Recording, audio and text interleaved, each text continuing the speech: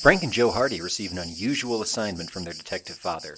They are to break into the house of a Bayport neighbor, Malcolm Wright, and retrieve a top-secret invention that the scientist has hidden in his study before leaving for California. The invention is in danger of being stolen, and the boys race against time to beat the thieves at their own game. But the young detectives soon discover that they are involved in a mystery far greater in scope than just retrieving an invention. Their investigations put them on the trail of a dangerous gang of jewel thieves and smugglers. When Joe is kidnapped, the incident starts Frank off on a chase that almost ends disastrously for him and his pals. The exciting capture of several members of the gang during a stormy night on Barmet Bay, and the perilous encounter with the insidious Anchor Pete concludes one of the most complicated cases of the Hardys' career. Please read this pamphlet. Yeah, exactly. We have a lot of literature. You will get yourself accustomed with the guidebook. With the Don't ask yourself what you can do for the Taffy Ma gang. Ask yourself what the Taffy Ma gang can do for you. And the answer is a 10% cut. It's 2017 and everyone gets a podcast. Mine is the Hardy Boys Drink Book. Each episode I sit down with creative and hilarious people to talk about a book in the Hardy Boys Mystery Series. Then we have one of our favorite bartenders mix us up a custom cocktail to drink while we read. It really helps with all of the logical inconsistencies. Today, I'm joined by Mike Marlow, and our drink was created by Anders Leto at Hudson Hill, and it will get you clobbered like a blow to the head. Pretend to be a crook, get in a plane chase, and stay up way past your bedtime in the Hardy Boys Drink Book number 10, What Happened at Midnight. Hello, detectives, and welcome back to the podcast. I am so happy that today we are joined by Mike Marlow, who was our very first guest on the show. We are back. Mike, thank you for joining. It's an even greater honor to be back for, a much more substantial Hardy Boys adventure this time. Yeah.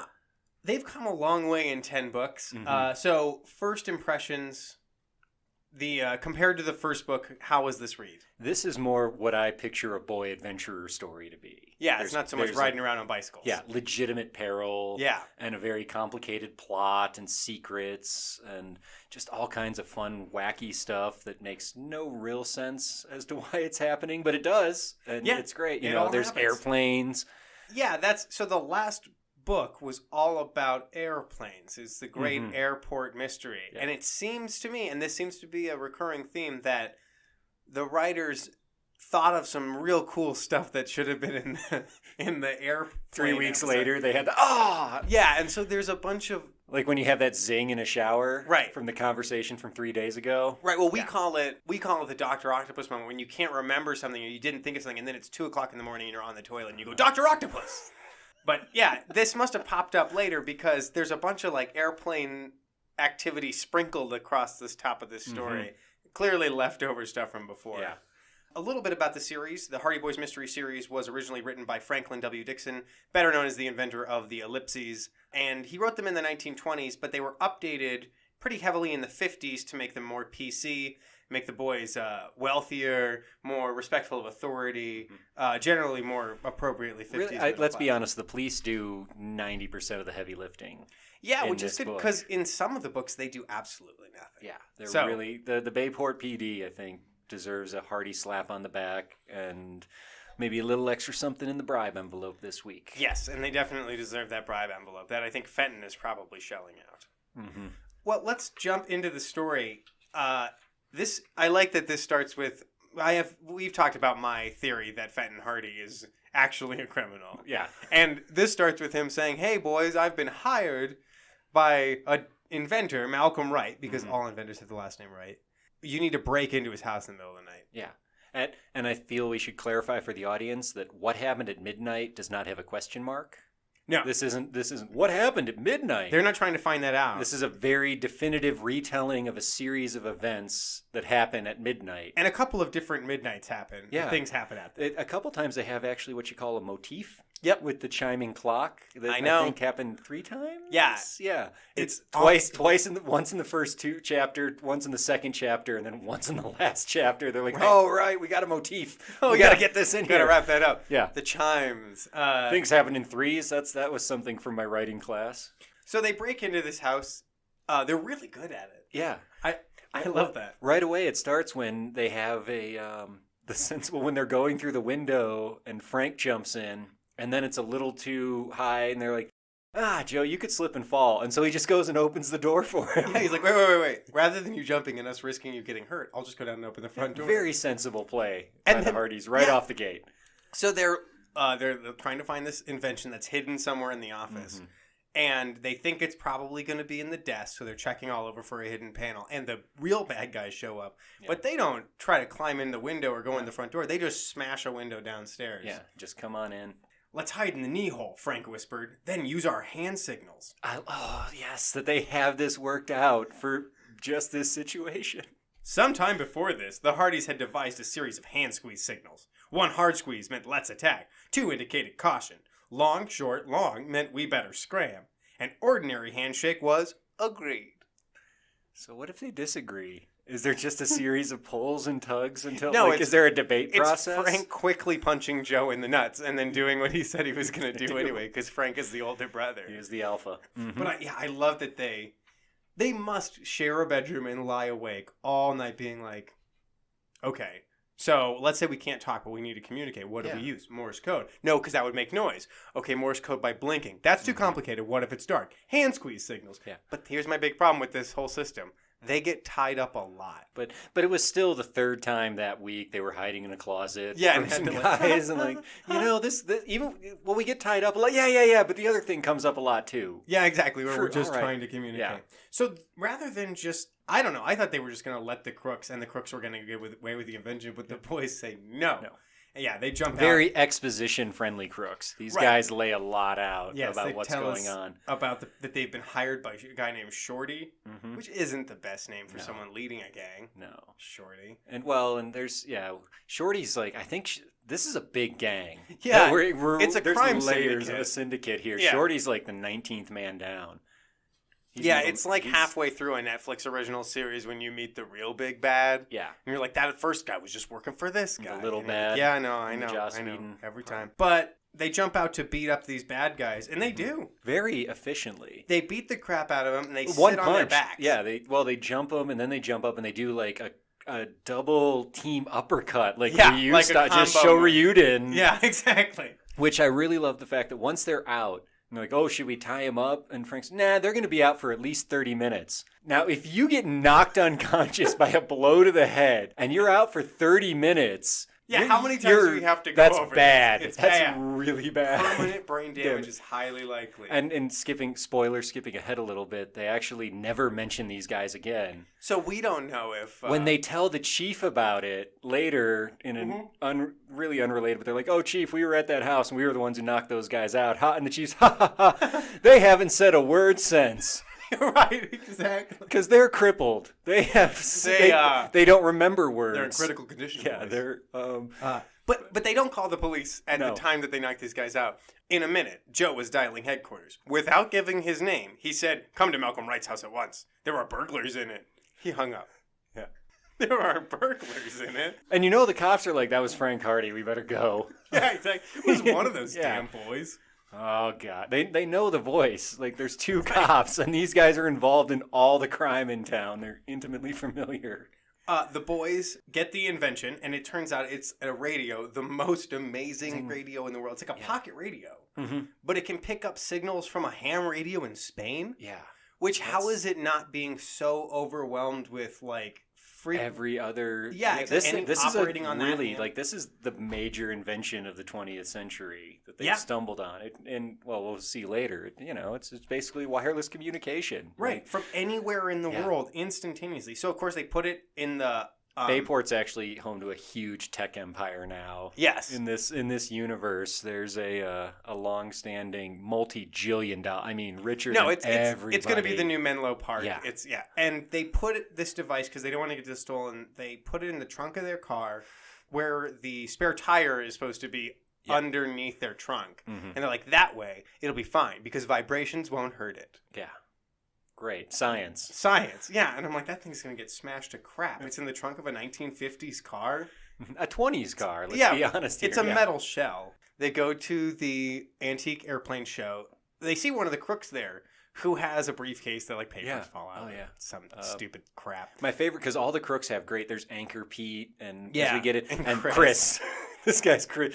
Yeah, there's And like One-Eyed Taffy. Joe and Taffy and Is like did the people who wrote this did the Yes. person who wrote this book think that Yes. Chris was a bad dude name? And then this begins the following Chris around, which is a good 60% of this book. Yeah, it's following in various Chris. spots of following Chris from place to place. What I really liked about the airplane show is that they run into Chet, and I was like, oh, finally. And Chet shows up, and in the last book, Chet flew in an airplane and almost died. They were like stranded at sea. The ship was filling with water. The engine, like, it was a horrible experience. And this time he's like, think I could get a ride in one of those? And their friend who has a biplane is like, yeah, definitely. And Chet has an awesome day. I'm always thrilled when Chet has a good time. Chet is having a party that night and gets a ride to his own party in a biplane. Yeah. And like lands in the field outside of his party. That's the coolest party that Chet ever threw. And it makes up for a couple days later when Chet has a real crap day being a solid bro. Yeah, So that's true. Again, get there. The party's great. Joel and Iola, like everybody's partying inside the barn. Joe and Iola like go out onto the back porch to like, get some fresh air or whatever. Yeah. Oh. It's so clear what's happening. They're out there making out. Yeah. And then Iola's like, Joe, and Joe's like, no, come on. And she's like, no, Joe, there's someone breaking into the trunk of your car. And he's like, God damn it. And he turns around and there's somebody breaking into the trunk of his car. And rather than be like, Frank, which Joe, Joe's like, I'm sick of being number 2. Yeah. I'm showing I'm the... Sprints I can after the hang. guy. The guy runs into the woods. He's feeling confident. The night before, he didn't knock out a grown man with a single uppercut. Nearly killed a man with a single uppercut. So he chases after into the woods and then just never comes out. Yeah. And he's gone. And then, and Frank leads an incredible investigation. Yeah, Frank is on it.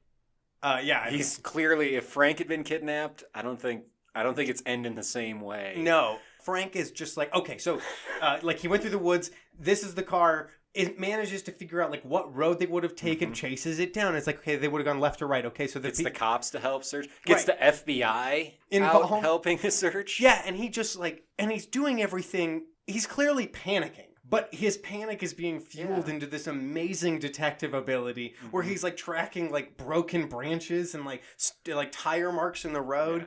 And then a car drives by and a hand comes up and it's Joe's hand. And he's like, there, that away. And they're chasing after them and the engine dies.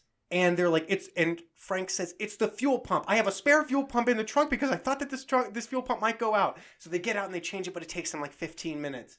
And then by the time it's done, the car is gone, and Frank is so angry with himself, even though he's done amazing. A solid chapter of just like, Fenton would be so proud. Yeah. And I do think the FBI and the cops, like, everyone's really trying to find Joe, not because of, it's a missing kid. Like, people, they're afraid of the whirlwind. Like, Fenton Hardy's coming back in 2 days, you guys. If his kid's still missing, people are going to die. And they're going to die bad. I know. You got to handle this. I saw him throw a homeless man off a train once. Like, that happened. Fenton Hardy's just, they know. And that's what's, feeling Frank, too, is like, our dad's sure going to kill a bunch of people if I don't find Joe. Right. He's not afraid for Joe's safety. Let's put it that way. The thing that pissed me off this whole time is that Chet keeps being like, well, I guess we're never going to find him. And they're like, no. Not an option. Yeah, Chet's just... This isn't the first time you've done this, Chet. Don't give up on people so fast. There's a party. You know how many people are at my house right now? Guys, still? I should probably get back to the party. I don't want anyone to get into my dad's liquor cabinet. Come on. And they're like, no, God, absolutely not. But no, he keeps trying to get them to quit looking. It was really weird. Joe's banging his sister, so. Oh, that's right. He's like, maybe it's okay. Maybe it'll be fine. They go home, and Frank has to tell Laura that Joe has been kidnapped. And she has she takes it, really well. She takes it really well, but it's also the first time I've ever seen Laura Hardy be, like, really worried. And I was like, just take a pill. Like, you'll be okay. Yeah. And then after that, she is much more chill about it. Like, Joe knows how to take care of himself. She went running to the shelter of her mother's little helper. Aunt Gertrude has a clue at this point. Joe's gone. She just happened to run into a random stranger, and she remembered a very specific, Like his haircut. Yeah, because they had words. There was an and he called her exchange, an old whaler. Yeah. Yeah. And that's it. Whalers use boats. That's a very specific insult. He must be down somewhere by the water. Right. He's Bam, like on it. Yeah, he's a savant. Yeah. He I think he's That's like mildly 1968 Batman detective, right? Exactly. Boat. Robin. Yeah. To which they then, I think, I've listened to most of the episodes without some. Have they introduced the Hardy Boys boat at this point? Oh, the sleuth? Yeah. Yes. So because they're officially Batman now. Because they got a boat. Also, and this might be later in it, I don't remember, but they make a mention of like, if only Dad was here, we could take his airplane. And they're like, Fenton and Hardy owned a private 6-seater, like, private aircraft. Yeah, they got a plane, a boat. I bet you they have a Zeppelin. They have an ice boat. They have 2 motorcycles. They have a car. Yeah, they have a crime lab. Mm-hmm. They're Batman. Yeah. They can knock a man out with a single punch. Yeah. They go out on the sleuth, and there's a bunch of pointless boat stress. Like, they get stuck in the fog. They go out in the sleuth to look for Joe in the They almost get hit by a tugboat, which comes in handy later. But it's just, at the time, I'm like, that was stupid and pointless. But nothing is pointless. Foreshadowing. Yeah. And they decide, we're going to go to the caves. And I think this is so smart, because it's maybe the 4th or 5th time that they've been like, what about the caves? And the crooks, like, hide in the caves. People hide treasure in the caves. There's secret passageways. And I thought they weren't going to mention anything, but they're like, because there's not a lot of continuity to the stories. But when they said, in Mystery 7, the secret of the caves, when we stayed in that cave, why don't we check near those caves? There's only going to be so many criminal hiding places. Has anyone said Bayside yet? Have we gone Saved by the Bell accidentally? Oh, no. Or it's that hasn't happened. I'm waiting. Someone will accidentally, this is my prediction, sometime someone will accidentally say Bayside. Yeah. And then it will add an entirely new twist that's to all the right. show. It is all right. It's Saved by the Bell. God, the ability to stop time would come in such handy. Yeah, Zach Morris is a guy. Yeah, he really was. If Zach Morris died in a timeout, would Bayside and the world be frozen Like the forever? sun would never set. And then what are the galactic and intergalactic implications of that? Huge. Anyway, and his phone was huge too. But let's see here. Oh, they find Joe. It's like is it the last cave? The first cave? The first cave. We know. Well, it's probably in the crime cave. Yeah, there's the criminal cave. There's just the tourist cave. No one's going to go there. There's tourists there. So let's go to the crime cave. And I should mention that Joe is kidnapped on page 30. Yeah. And they find him on page 60 of a 170-some page book. Yeah. This is a very exciting 30 pages, which make up for the next 40 pages where nothing happens. And then... Pretty much. Yeah. And then... Yeah, they find Joe. Which, when they find Joe, I do have to say one of these little shade on Chet. And that made me laugh out loud when I read it. And, obviously Joe's been kidnapped and they beat the crap out of him. And they take, he's not in great shape. He's been drugged the whole he's been time. drugged. He's pale and wan. And Chet just goes, I bet he's hungry. Chet looked at him sympathetically. Poor bastard must be hungry. Yeah, great dramatic moment, but let's shame the fatty. I also like that Chet tries to give him food because he packed all this food. And Frank's like, no, he can't have any food till the doctor says so. And Chet's like, what about some milk? And Frank's like, he can have milk. Oh, yeah. Frank doesn't know. Frank's guessing. And he's like, milk's fine. Milk's healthy. Yeah. This is before we knew that, the cholesterol. Sure, it's made to make baby cows fat. But drink it on up. Calcium. It on up. Yeah, and who packs a thermos of milk for a picnic? Just like if you were on a picnic, somebody's like, hey, who wants a glass of milk? Chet Morton does. Chet Morton would. Big slice of chocolate cake. Yep. Never got his own book series, and that's a shame. Oh, the crooks are coming through a secret passageway when they find Joe. And as they're trying to sneakily get him down the hill, Chet's like, Joe, it's you. Hey, it's so good to see you. He's just yelling nonstop as they're waving frantically for him to stop. They get away. Well, the crooks shoot at them. It's very exciting. Crooks shoot at them, that's right. And I think they're purposely missing because they're like, those are Fenton Hardy's kids. Yeah, don't We're kill better, them. don't, yeah. We didn't know, but they did know it was Joe. Yeah. Always a bad idea to kidnap Fenton's children. Joe gives his whole recap. They snagged him. Basically, he chased the dude who was breaking into the car, and when he caught up to him, there were like 5 other dudes. Yeah. And he just got beaten down. They take him home. Everybody's happy, but they get a phone call when they get home. Oh yeah, okay. So the person calls and claims to be the inventor of the secret radio, and they're like, "What's your name?" And they're like, "Shut up! I'm not going to tell you." Well, then we know you, You're hanging out with our dad, Mr. Wright. I am. Yes, I am. Which they knew, by the way. So this is a very poorly thought out ruse. The gambit is not up to master level yet. So I like this. This was very weird. Frank was suspicious at once. He beckoned his mother and wrote on the telephone pad. He can write very quickly. He wrote, "Go next door and try to have this call traced. Then call the police and and give them Joe's clues to the kidnappers." Aloud, Frank was saying, "Why are you so interested, sir?" I don't understand how phones worked in the past. I've said this many times. Mm-hmm. She's going to run next door and be like, Meredith, or whatever the person's name is, and be like, "We need to have the call traced at my house." What is that lady going to do? Call the operator. Get on the party line. I don't understand that. And then he has enough time to trace that. Yeah. But it's a payphone. Mm-hmm. So it doesn't matter. Yeah, none of that was for anything. None of that was for anything. But they tried. It shows that they're, on the ball. They chase Chris some more. Mm-hmm. Bad guy Chris. And Chris. Just a bad guy name all around.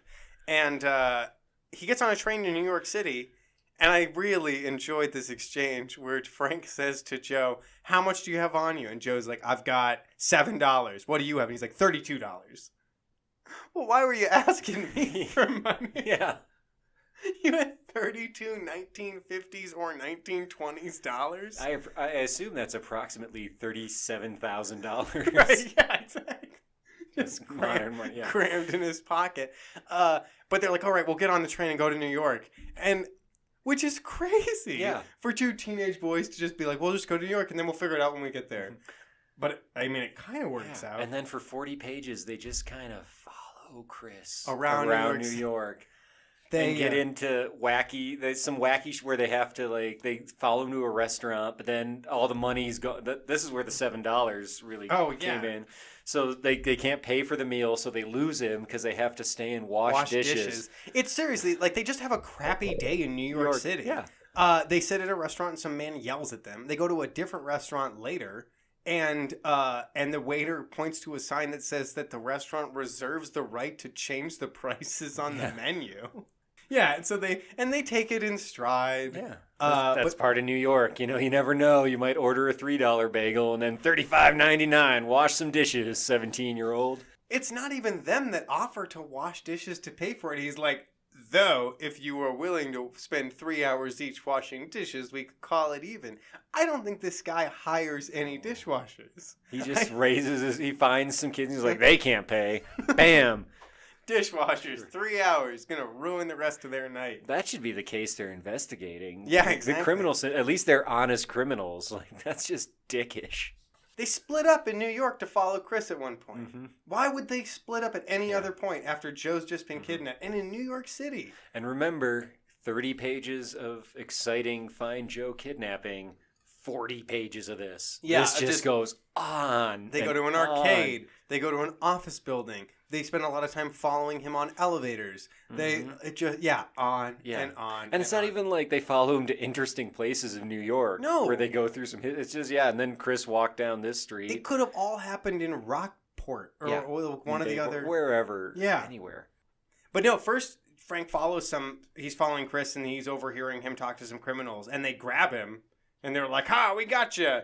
Frank was in a desperate situation, but he did not panic. With cat-like speed, he thrust out his leg and tripped the man on his right, then flung him down so hard the grasp on the youth's right arm was broken. With his free arm, Frank jabbed an elbow into the midriff of the man behind him. "Ouch!" his opponent grunted loudly. Mm-hmm. The third man, who still had a firm grip on Frank's left arm, was unable to dodge the boy's blow. It caught him on the chin and he crumpled to the ground. Frank takes Batman. 3 grown men. He just takes a deep breath and then does some amazing, trip. Fists, punch, broken jaw, and gets away. This book really drives home the formidable physical threat the Hardys possess to any criminal. I mean, their smarts are one thing, but and then one of those guys was unconscious for 30 minutes, suffered permanent brain damage, I'm sure. You know? Oh, just leaves them in a heap. I don't think they know about that. When they find out later and they are looking back on all their cases, they're going to be like, "Whatever. Did those guys die?" Do we care? No.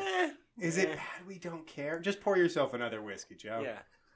Yeah, no, you're right.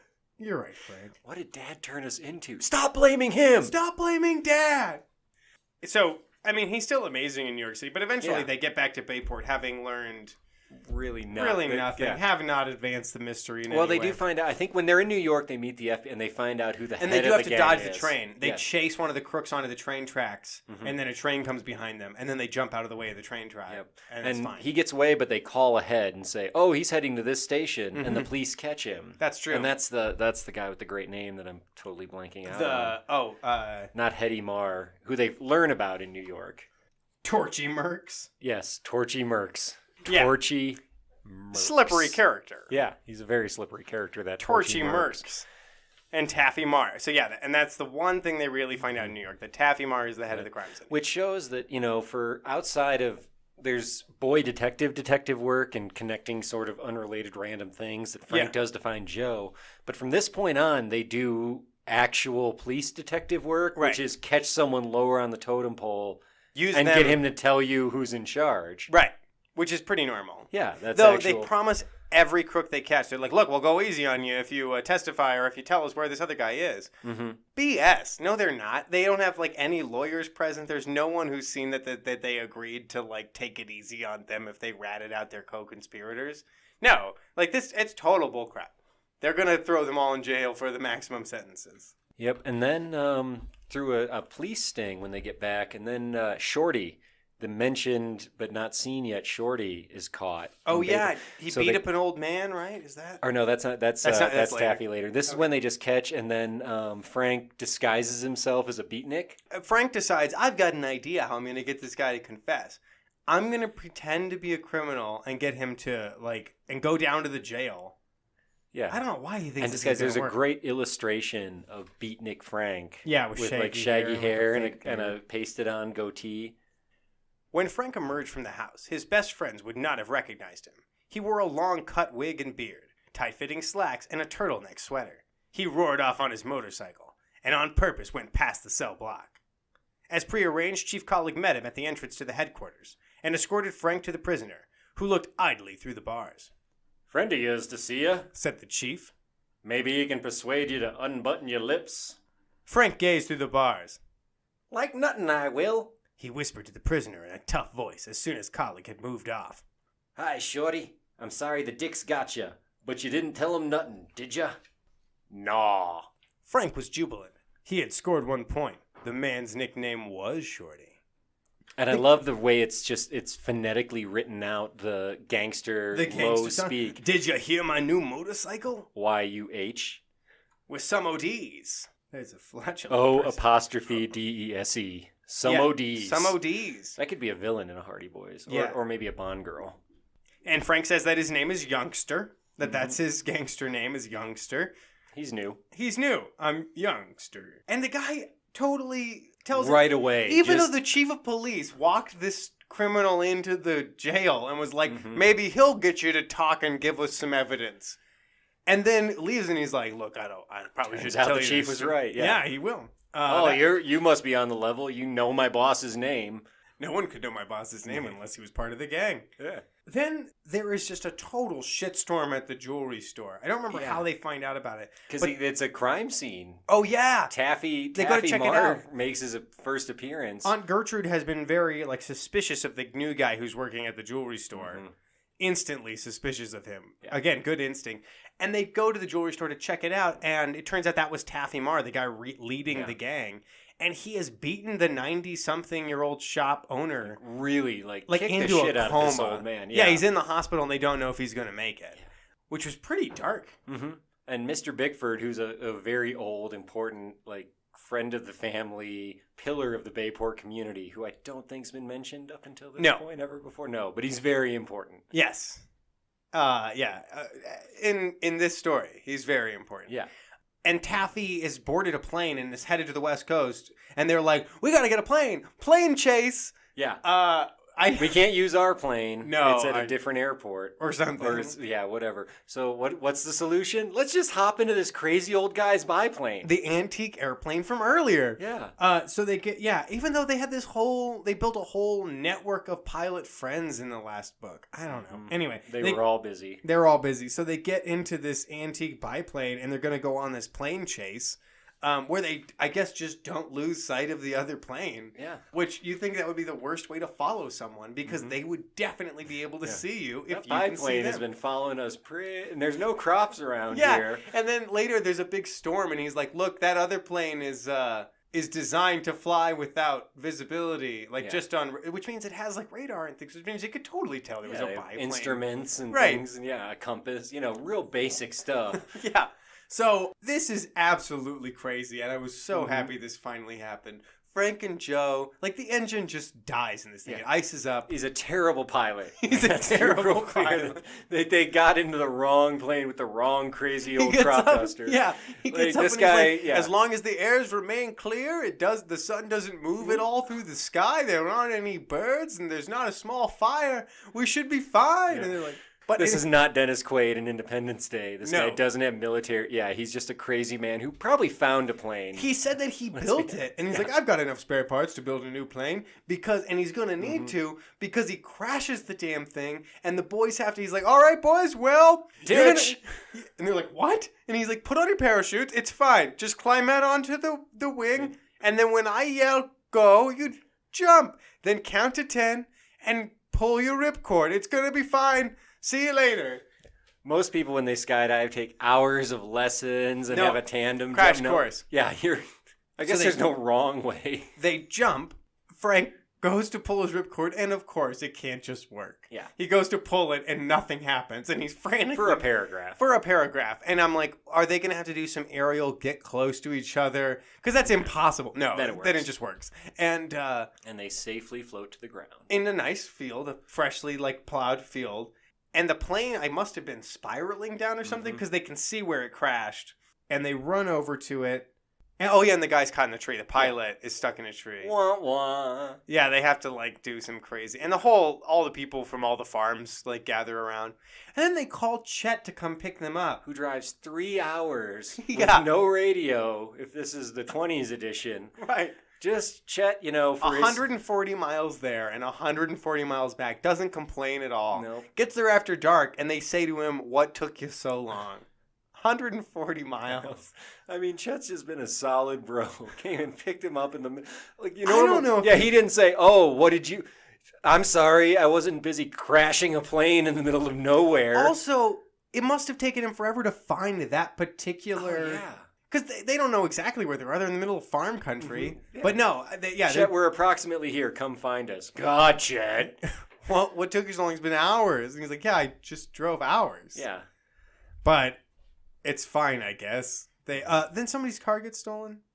And then because they remember they left the car when they jumped in the biplane, they didn't take the super important invention with them. No, they just took their, Yeah, so they come back and of course their car's gone. With the super important invention in it.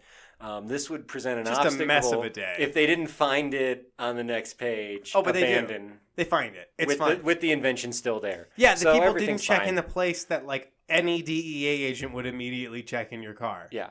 The thing in the trunk that's a little trap door that screws down, let's look in there. Nah. These kids aren't very smart. Oh, yeah. They find out that there's a boat docked in the bay. Something to do with the criminals. Yeah. They're putting smugglers. Together. They're not just criminals. They're smugglers. They're smugglers, They deal with jewelry and electronics. Right. Those are their two fields. Well, I like that they're diversified. Yeah, because we've had nerve gas. Yeah. And we've had, submarine and military technology and radar technology. So this is a little different. Electronics... I'm Taffy Mar, and if you join my gang, we steal diamonds, we steal electronics. You want to steal cars, shoes, rugs, anything else? Get the fuck out of my gang. Yeah. We steal diamonds, we steal electronics. No, I get it. So, what about, car stereos? Look, I don't even want to mess around with car stereos. We don't do cars, okay? We do electronics, we do diamonds.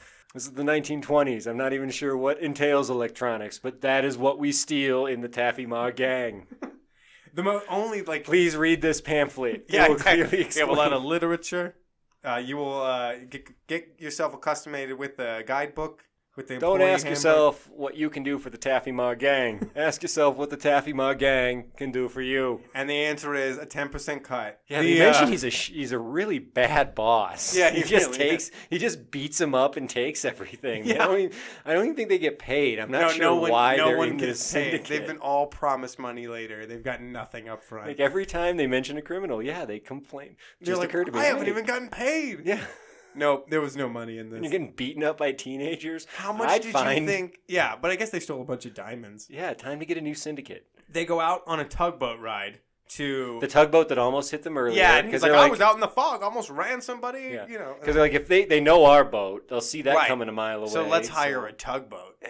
That one that almost hit us. And so that worked. They take the tugboat out. They find the criminal's boat. It's called the Water Devil, and it's very, very video game to me. It's just a boat with nobody on it floating there with a treasure chest, basically. Yeah. And they're like, well, let's look in the treasure chest. So they swim over to the boat. Joe opens it and gets electrocuted and thrown backwards, and they have to rescue him. Is it Frank? Joe and Frank? It's or is it just Frank? It's just Frank who gets, and then the crew of the boat actually come there, who are all like really solid.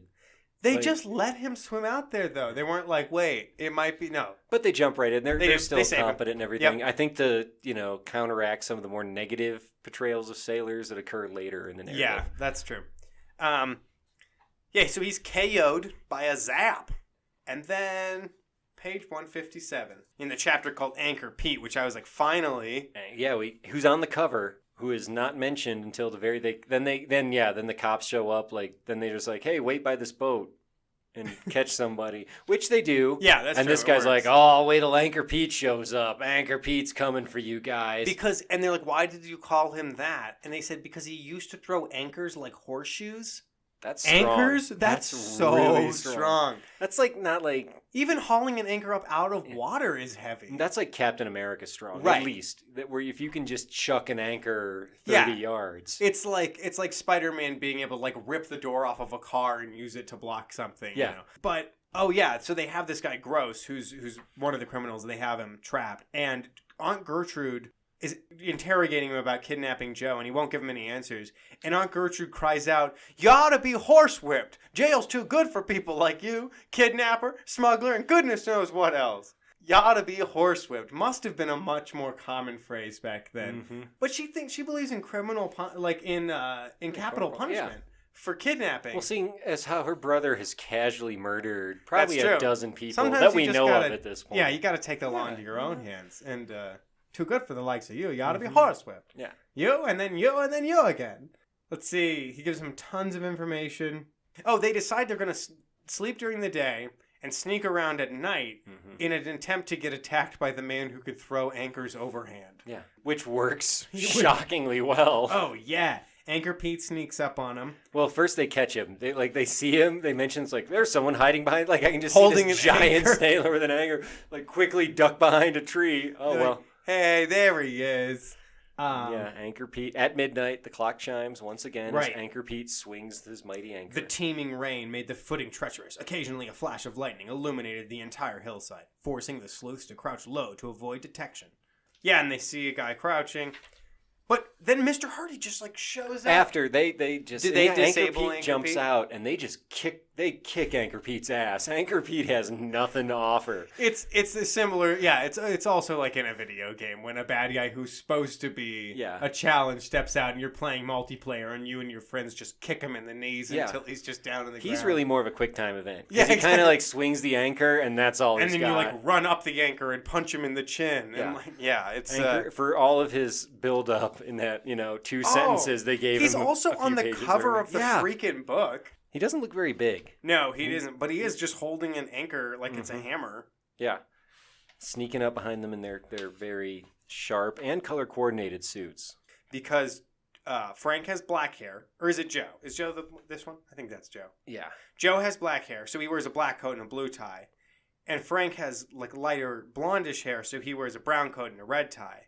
And the tones are good. Very but what fashion if Frank forward. wants to wear a black coat? I mean, can he just not? They haven't been given the choice. Yeah, and their outfits are picked by Fenton. This is all... Yeah, they look like they're going to debate each other. Going to debate who gets to kick Anchor Pete's ass first. Both of us together. 1, 2, 3, uppercut. Bam! They do their squeeze. It's like 2 squeezes and then like when you interlace your fingers. Like that's code for uppercut together. Yes. But fortunately, they leave Anchor Pete conscious and in control of his facilities. Right. And they convince him with a bunch of BS that if he tells them where Taffy Mar is, then they'll let him go, like give him a lesser sentence. To which he does. Yeah, but that's which is actual, again, police work. You know, cut the deal, rat out your boss. And they sneak up on, and the FBI agents sneak up on the bad guys, on Taffy Mar, and then they're whispering really loud. That's Chris, and that's Mar. Let's rush him. And they're having a full conversation that you know somebody would have overheard. Yeah, and then they catch him. They catch him. They give so much explanation of every little thing that they did. Oh, here's a moment at the end. Just a little wrap up for the story that I think was a great sign of things to come. Yeah. Presently, the police arrived and the 2 men were taken away. Keith and Mallet went with them. As the launch departed, Frank and Joe realized that another mystery had also departed. They were to experience a lost feeling. Until their next case, while the clock ticked, came along. Yeah. They're junkies. They're adrenaline junkies. They're so hooked on the mystery. Like the moment it's over, they feel empty inside and lost. We gotta hide in more tiny spaces. That's the and kind go to New York again. I want to get tied up again. I was drugged for 3 whole days. Yeah. Like they're addicted to the train. Yeah, they jumped out of an airplane. They ran from a speeding train.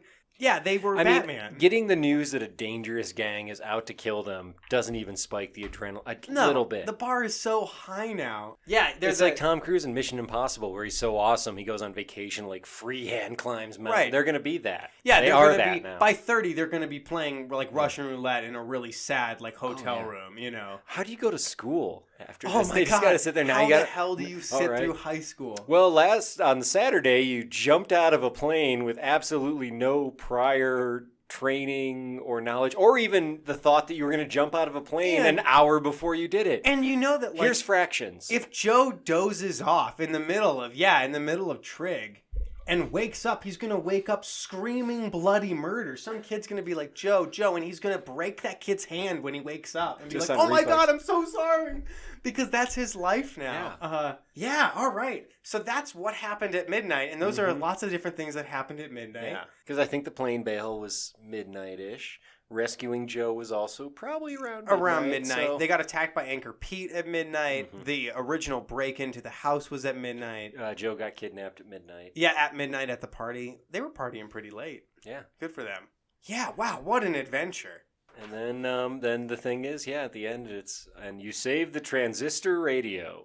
And then I'm sure we never hear about it again. No. You think that, like, in it, they would give us updates. It would be, like, revolutionizing the way people... Stopping wars and, you know... But no, that doesn't happen.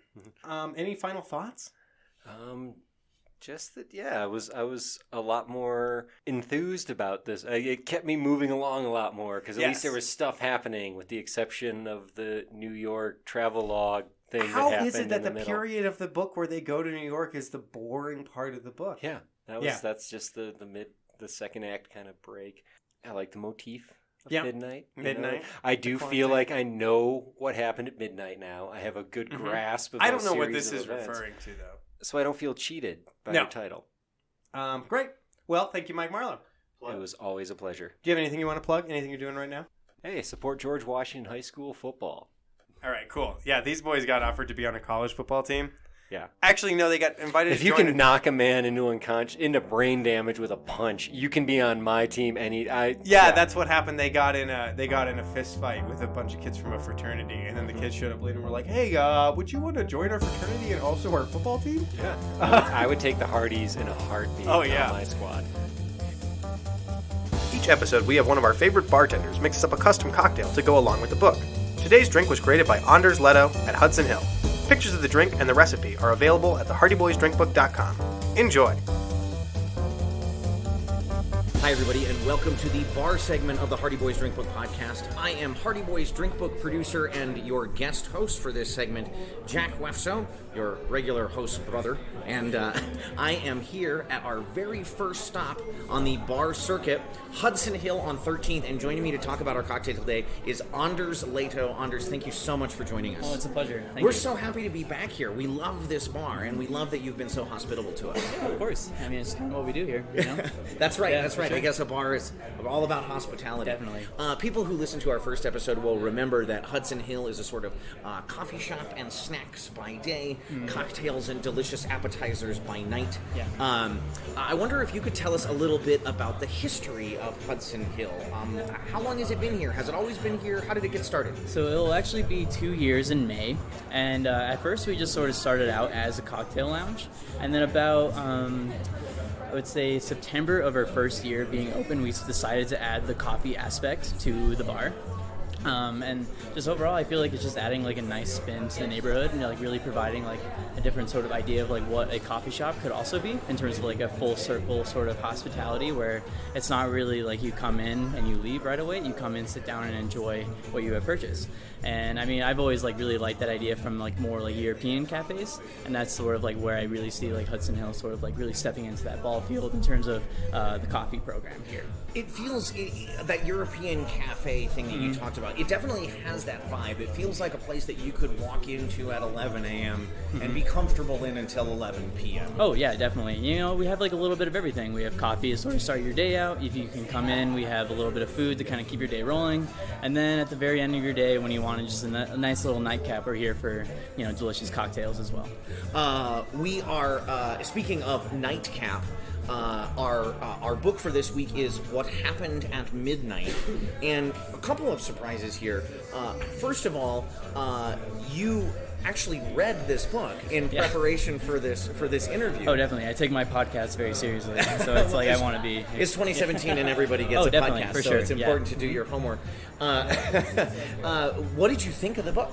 I actually really enjoyed it. So this was actually my first like Hardy Boys book. You never ever. read any as a kid or anything never like that? really. Like I was never really that big of a reader when I was younger. I was more into like comic books, I should Sure. say. Never really a big mystery guy, but it was very interesting. Like I love just the idea of like these like teenage boys that are getting these instructions from their detective father, Yeah, who right. could easily do the job themselves, but He's got bigger fish to fry. Oh, than definitely, Ben Hardy for sure. is, or there is also a fan theory going on that he might be the in charge of the organized crime ring that they keep going up against because he's got all of this information that he really shouldn't have. How does he know to tell them? Very true. Maybe very check on true. this guy. Yeah. Maybe he's got the inside scoop there. Yeah, I mean, if that's the case, I might want to start picking up these books a little bit more often. Well, you know? I would advise against it because we get drunk and read them, so you don't have to. But thank you very much for doing your homework. They're tremendously fun books. Would you read another one? Do you think? Oh, definitely. Yeah, I was actually wanting to download the next one on my audio. There you go. There you go. application, You can get them as audiobooks, and you can also subscribe to this podcast. A little shameless plug right there. Tell us a little bit about the drink that you've made for us today. It looks gorgeous, and it has a great name. All right. So the drink I created for this podcast is called Beyond Midnight. Beyond Yeah, Midnight. just from listening to the book, I was discovering that a lot of the plot points in the book would happen almost either exactly at midnight or just after midnight. There's multiple midnights. Yeah, in it's this multiple book. midnights. So it's like, always it should be like what happened at Yeah. midnights. Exactly. Plural, but- Yeah, definitely. Yeah. And and being the Hardy Boys, not Hardy Men, they, I don't know, I just want to really take a spin on this cocktail and kind of have fun with it. And they definitely need to be past midnight in order to complete their mysteries. So this is a coffee-based cocktail using cold brew concentrate, as well as cinnamon simple syrup, cranberry bitters, sweetened condensed milk, and equal parts Campari and Scotch. There's a lot going on Yes. right there.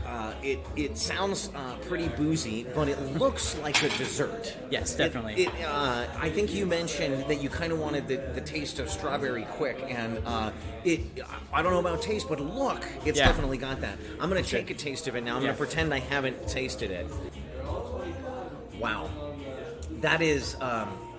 it tastes like a dessert drink. Yeah. It definitely has that that sort of milkshakey, like strawberry quick. Yeah. It's not exactly that fake strawberry. It's a little bit more flavor. adult for sure. Absolutely, because you can also taste that coffee in it. Yeah. Mm-hmm. It definitely feels like I could drink these and stay up all night. But it's not very boozy. I don't taste a lot of booze in it, so I feel like I'd have to watch out. Oh yeah, definitely. Yeah, it's very dangerous. You put 2 straws in this. Take a sip of your creation yourself, and tell me having made the drink, what are the flavors that really jump out for you? For me, it's definitely like really fruity. I don't know. The Campari like really brings out like a nice bitterness to it. Definitely like almost more like chocolatey. That's what I'm tasting. That's the chocolate. Yeah, and I feel like the coffee really complements that. I don't know. The idea behind it is that the Hardys are teenage boys, and I wanted to have something that a teenage boy detective can enjoy at the end of his evening of hard solving mysteries. So Scotch and chocolate milk, perfect for a teenager. Chet Morton's going to be all about that. Yeah, he's going to absolutely love that. Chet could get real fat on these. Tell us a little bit about yourself. How did you end up here, and how did you get into bartending? So I guess I've always worked in coffee. I moved here from Michigan about 3 years ago, and started out as like more smaller, like family-owned shops. Moved to the big old city, and started out working at more of like busier, like more corporate side of shops and stuff like that. And it was like a lot of fun. But then after being here, I really wanted to work at a place where I felt more integrated to my city that I was living in, because I was spending a lot of time just in the same building that I worked in pretty much since I moved here.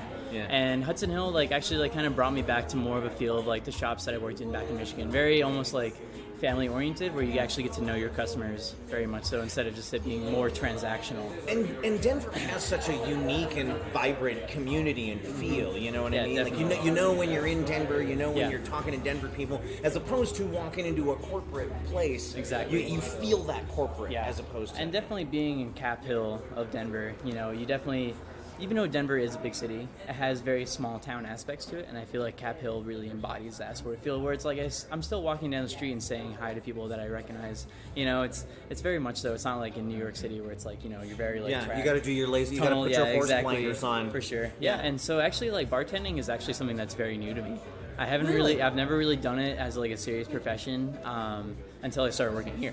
So I've always just been in coffee, just being a barista, managing coffee shops, and then this is my first actual time bartending. And would you say that is your favorite part about bartending is the community aspect? Oh, definitely. Yeah, I would say it goes the same way for coffee, as I love being that guy for someone. This is the guy I go to get my coffee in the morning. It's like having the same barber, that you've had for years. And I have.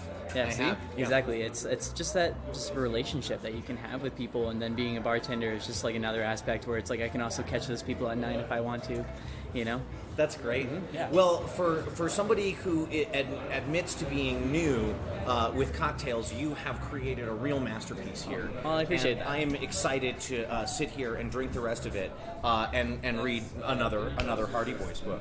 Anders, thank you so much for coming on the Anytime, show. sir. We really appreciate it. And I just want to say at the end of this here that we don't just come to Hudson Hill to interview you guys for the podcast. We're here on our downtime.